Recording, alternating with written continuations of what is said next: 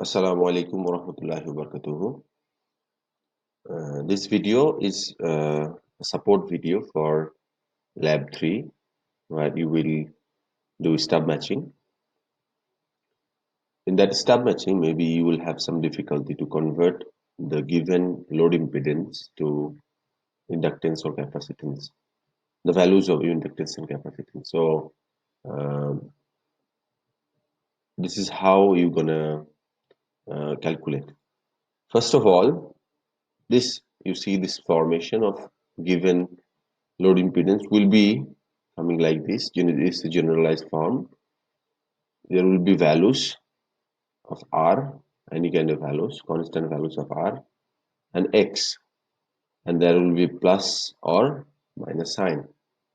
R actually implies the resistance, and X is the reactance. It either can be inductance or capacitance, means it can belong to an inductor or a capacitor. So how are we gonna determine whether it is an inductor or it's a capacitor is somehow like this, somehow with this uh, sign plus or minus sign. So if it's positive or negative, this will determine whether it's inductive or capacitive. So here the point here says if the ZL is with positive sign, this will give a inductive reactance. Means this inherently, if it's a positive sign, this one, and you will get XL. XL means the reactance, which will give you a inductance. And if it's a negative, then it will give you a capacitive reactance, means a reactant which will eventually give you a capacitance. So we have a reactance for both positive and negative sign, but the equations will be different. See in the number point 2, with the help of the resonant frequency equation 1 and equation 2, we can calculate the inductance and capacitance. So with this XL, we will get L, and with XC, we will get C. Such it's like this.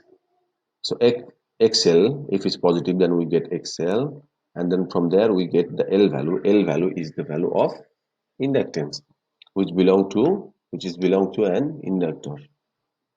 And similarly, if it comes with negative, then we have the XC from here, and then from XC, by following this equation 2, you can get C. C is a capacitance.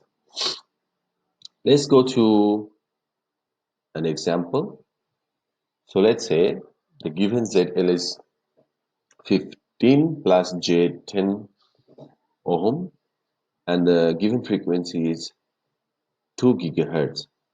So as just I have discussed, that plus sign means it is an inductive load.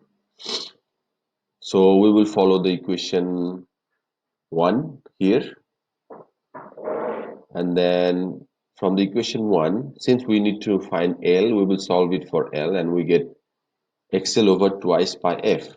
So F is the frequency, XL is here 10. But for frequency, you need to convert it to hertz. It's gigahertz, right? It's given. So it's 10 to the power 9. If it's given is 2 megahertz, then it should be 10 to the power 6.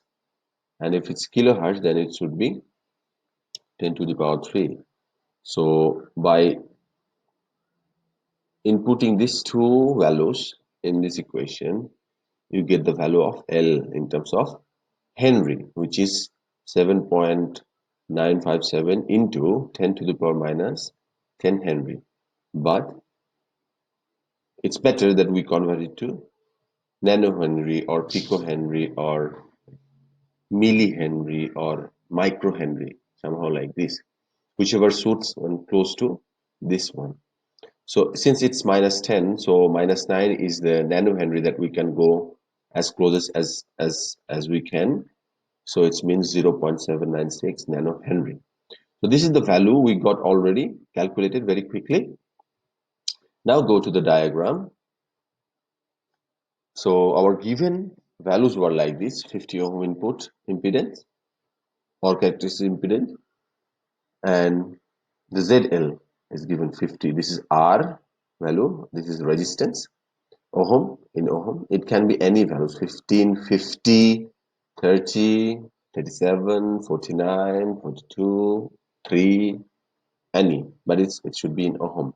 So it will directly come here as an R. So this block, you can put any resistance, symbol of resistance. You can keep it as a block also, no problem. And just we have done that by converting this 10, since this was a plus, we got L, and which is nanohenry. So that's how it has been converted. Similarly, if this one was negative, then you will not get L anymore. You will get C.